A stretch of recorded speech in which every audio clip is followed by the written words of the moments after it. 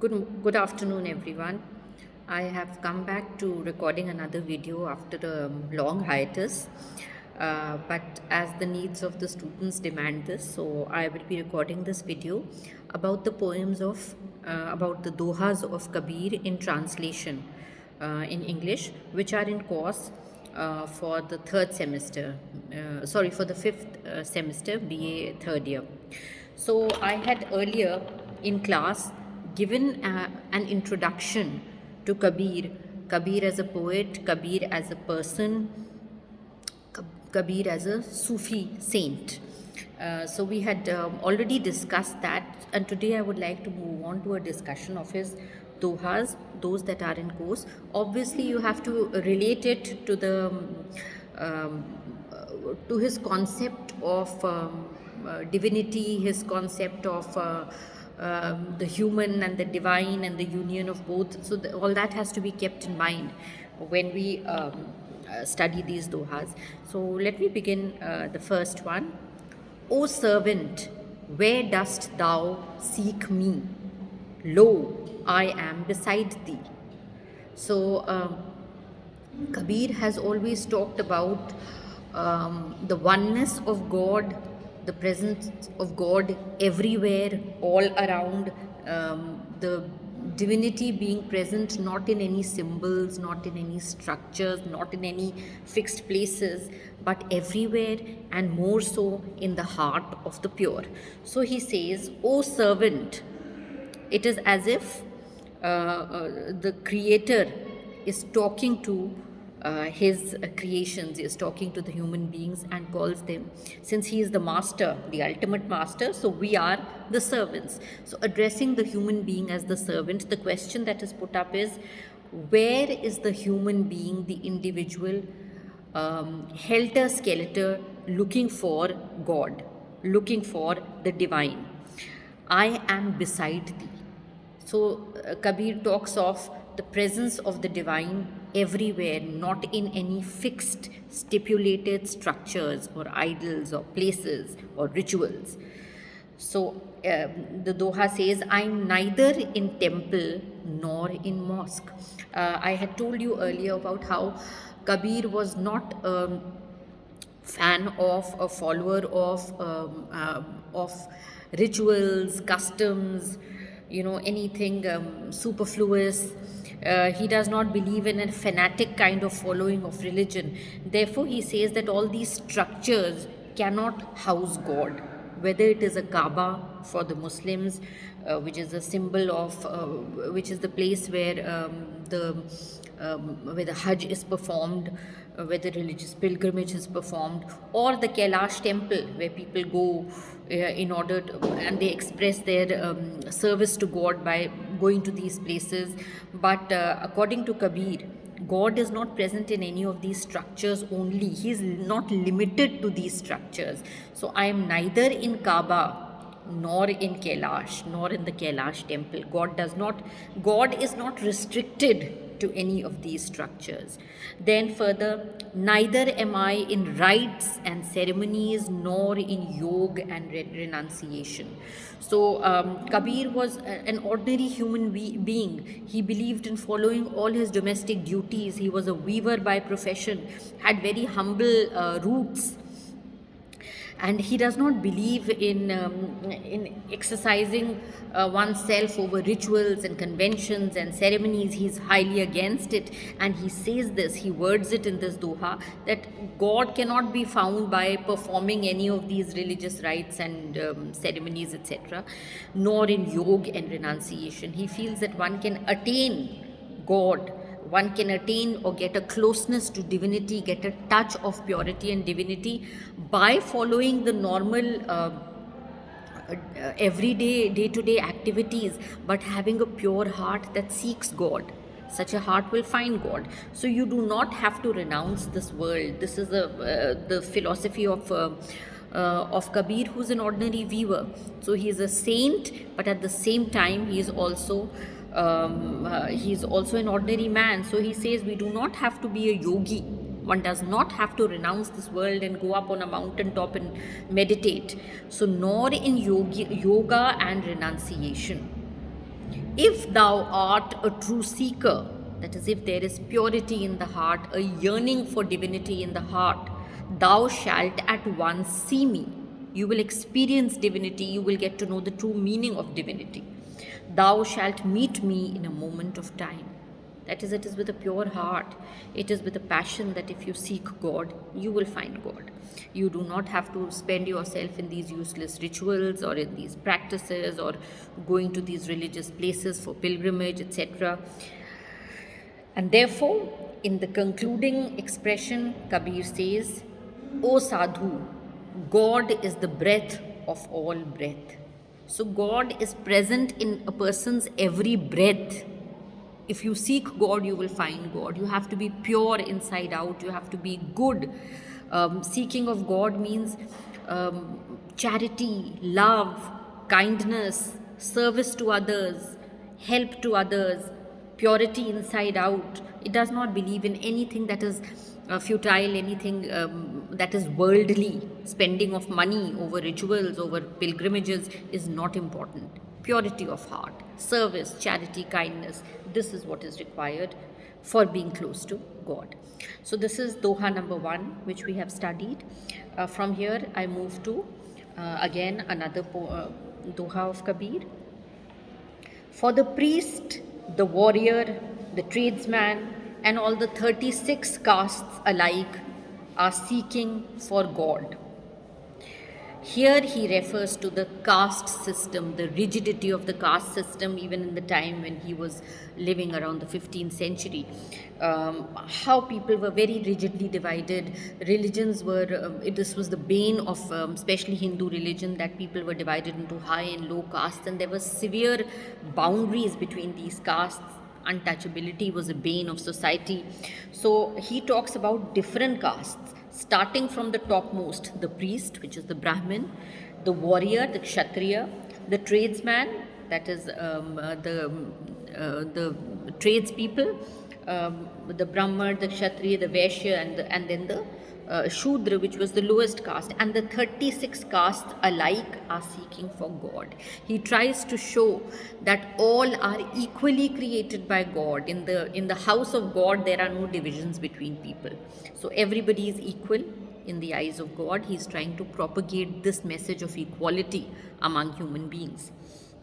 It is but folly to ask what the caste of a saint may be. So castes are created by human beings. Castes are created in this world.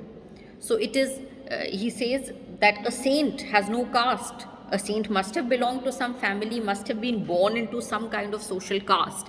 But it is absolutely futile to know what caste a saint belongs to. It is his message which is important. It is his words which are important. It is the thoughts, the philosophy which the saint conveys and to his followers, which is important. How can the caste matter? So the caste is something that is futile. It should be rejected. He was strongly against the caste system in society. So then he further says, the barber has sought God, the washerwoman and the carpenter. Now these are generally people of the working class. They are people who either belong to the class which is the business class, or they are even lower castes. And the lower castes were very badly treated and segregated against. They were treated very badly, cruelly by the upper castes. So whether it is the barber, now you know that the barbers were not even given proper entry into a house, and they are the polluted castes. The washerwoman, who washes others' dirty laundry, the carpenter, who uses his physical strength and his art for earning a living. So these are people who are honestly working. Why should they be discriminated against? So he goes on to assert his point. He says even Ravidas was a seeker after God. So he's referring to Sant Ravidas, whose another name for Sant Ravidas is Ravidas, was a seeker after God. And he was also a Sufi saint, a mystic of the 15th century. And he was a leather worker. So working with leather or working with animal hides is considered to be working with something that is polluted, impure. So if he was a leather worker, was he impure? No, He is revered. He's a saint. He is revered. So the caste is totally unimportant. The caste should be redundant. He's strongly in favor. So he's a social reformer also. Not only is he a poet or a saint, but he is a saint who's connected with this world. So even Raidas was a seeker after God. The Rishi Swapach was a tanner by caste. So another example of a tanner, Raidas himself was a leather worker. People who are considered to be of a low category, a low caste, who are polluted, who are untouched by the higher castes, that these practices should go. This is the message that Kabir carries. Hindus and Muslims alike have achieved that end. So he's wanting an amalgamation, a unity of religions, of castes, and therefore he says that whether you are a Hindu or you are a Muslim, your piety, your devotion is important. So it is your devotion, your love for God, your sincerity in your devotion for God, which is important. Whether you follow the Hindu religion or the Muslim religion should not be a deterrent, should not be a division between, and should not be something that should demarcate you, one group of people from another group of people. So Hindus and Muslims alike have achieved that end where remains no mark of distinction. So this is something that he is very clearly pointing out, that religions, castes should not come in between people. So these are two dohas that I have explained today, and moving on to the next one.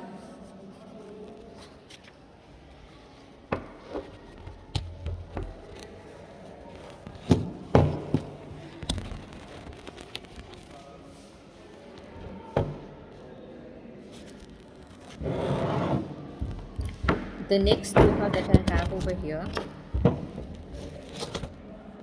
is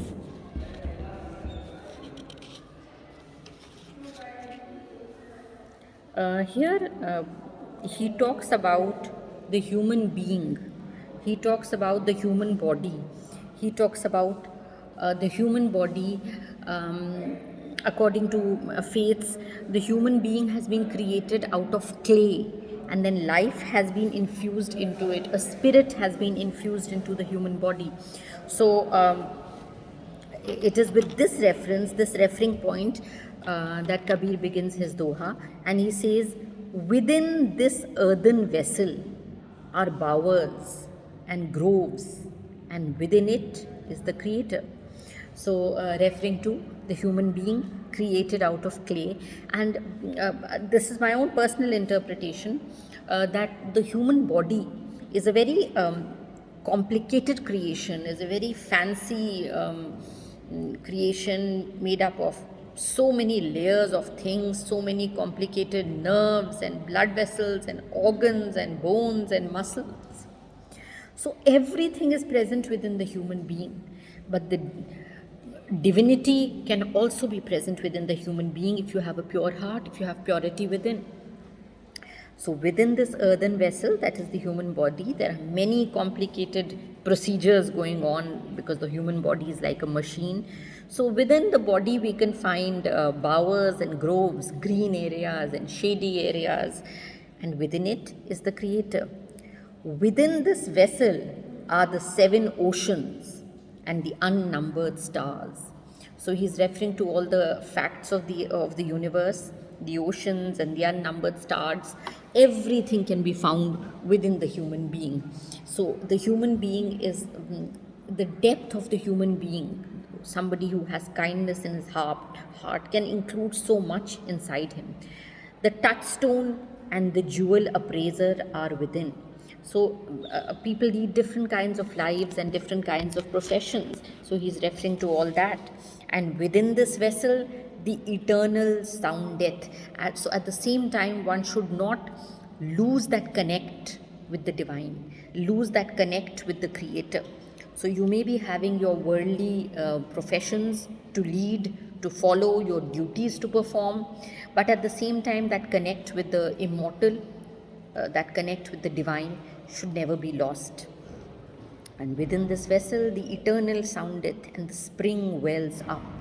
So the human body, which is made up of the four tattvas, fire, earth, water, air, all this makes up the human beings. So there are springs within, everything can be, it is a reflection of the human being which is seen in everything around us, in the whole universe around us.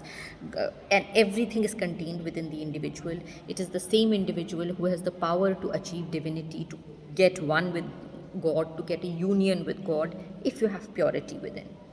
Kabir says, "Listen to me, my friend, my beloved Lord is within." So again, he repeats his message that one need not go to religious places, need not go to pilgrimages to look for God. It is imbalanced to be looking and searching for God around you. The God which has created everything around you, the whole universe around you, that whole universe is reflected inside you also. So God also is inside you. God is a part of all creation. One need not go helter-skelter looking for God. God can be present within us, and we will be able to experience it through our good deeds, through our kindness, through our love for other human beings. There are several images which are repeated again and again in the dohas of Kabir, and love is the starting point. Love between human beings, between brothers, the brotherhood, that unity should be there, that love for all human individuals, irrespective of caste or religion or color or race. So he's, in a way, he's very modern, he's very contemporary, that he talks about a breaking of all boundaries, a merging of all boundaries, a coming together of all races. God is present within every color, a human being of any color, any race, any position in society. So my beloved Lord is within. This is the message that God that he gives. This was doha number 8 in your course. Then we move to doha number 12, where another favorite image, symbol of that is used by Kabir is the Hans, is the migratory bird. Just as he uses many other symbols like the moon, the sun, the bride, the groom, symbols which are derived from very day-to-day lives, our day-to-day existence, and is meant for and are meant for everybody to understand. So he says, "Tell me, O swan, your ancient tale." So he's referring to the migratory bird, the swan, the Hans, and asks for the Hans's story. The Hans, which is flying over the sky, must have seen so much, must have had so many experiences. He wants to share with the story of the Hans. From what land do you come, O swan? To what shore will you fly? So he has myriad experiences because he has been to so many places. So he's talking about all those places. Which are the places that you have seen? What is your destination? Where would you take your rest, O swan? And what do you seek? This is compared to the human being's life, his birth into this world, all his various experiences, his duties, all the ups and downs in life which every human being goes through, is the same as the story of the swan who has seen so many places, experienced so much. But there is a time when all this will end, time for a final rest. So where would you take your rest, O swan? And what do you seek? What is ultimately the search of the human being, as of the swan? Even this morning, O swan, awake, arise, follow me. So he says it is never too late to realize that God is present within us. It is never too late to give up something that is wrong. So he's saying this to the swan as he's saying this to every human being, that it is never too late to seek God. And the moment you start realizing that God is within us, you will find God. O swan, awake, arise, follow me, follow the divine. There is a land where no doubt nor sorrow have rule, where the terror of death is no more. So all saints and mystics talk about the continuity of the spirit, the everlasting quality of the spirit. So this is a concept of eternity that he's bringing about. He's saying that it is only the body which perishes, and then the soul moves on to a land which is permanent, which is eternal. So there is a land where no doubt nor sorrow have rule. So all sorrows are gone. Doubt is gone, because we have doubt when we search for the creator. But now is the time when physical body, the physical existence is over, then we will come to face with the creator. So all doubts are totally perished. There the woods of spring are abloom, and the fragrant scent, he is I, is born on the wind. So once we have given up our physical existence, and also all that which binds us to the physical world, all the wishes which are very temporary, which are very hollow, narrow, then we will be one with the creator. He is I. There will be no distinction then between the permanent and the temporary, between the creator and the individual, that divine spirit and the human spirit, the transcendent and the individual. There the bee of the heart is deeply immersed and desires no other joy. So the symbol of the bee, which drinks nectar from one flower to the other, that search is never unending. But here the bee is totally satisfied, because the bee has found happiness, the pure nectar of being one with the ultimate. So that is the end of all desires. That is the culmination of all joys, when one understands that we have become one with the divine. That is the greatest happiness for any human individual soul. So through the symbol of the Hans, through the symbol of the swan, he refers to this. And he also refers to how the swan, how the birds fly in the air. So there is no question of boundaries or restrictions for birds. Birds do not follow any castes. They are not restricted by any national boundaries, any district boundaries, any kingdoms. For them, the whole world is the same. So then we move to doha number 53, where there is the reference to the flute. What is that flute whose music thrills me with joy? The flame burns without a lamp, the lotus blossoms without a root. Flowers bloom in clusters, the moon bird is devoted to the moon. With all its heart, the rain bird longs for the shower of rain, but upon whose love does the lover concentrate his entire life? So now, here probably there is a reference to the concept of the Nirakar and the Sakar God or Ishwar. So we look for symbols through which we can search for God. We want to focus our attention on something through which we can attain God. So he begins the doha with a reference to Lord Krishna and the music of the flute of Lord Krishna. So that is the symbol of the flute is the symbol of Lord Krishna, that music is the symbol of Lord Krishna. Then he talks about the flame burns without a lamp. So he says that we do not need a focus on something solid, on something concrete, if we are in the search for the divine. So that flame of divinity, of passion can be excited within us without a lamp, that is without anything solid or concrete. And he's referring to that concept. That is why the lotus blossoms without a root. The flowers bloom in clusters. So the moon bird is said to be devoted to its symbol, that is the moon. And so there are all these symbols which are talked about. The rain bird longing for rain, but we do not need anything concrete if we are in search for God. But upon whose love does the lover concentrate his entire life? The love of the lover is for the beloved, and the beloved may not come in any solid form because it is in your heart. It is the feeling, it is the concept of the beloved which is important. The beloved is God. So there is the concept of devotion of all the gopis and of Radha and Meera for Krishna.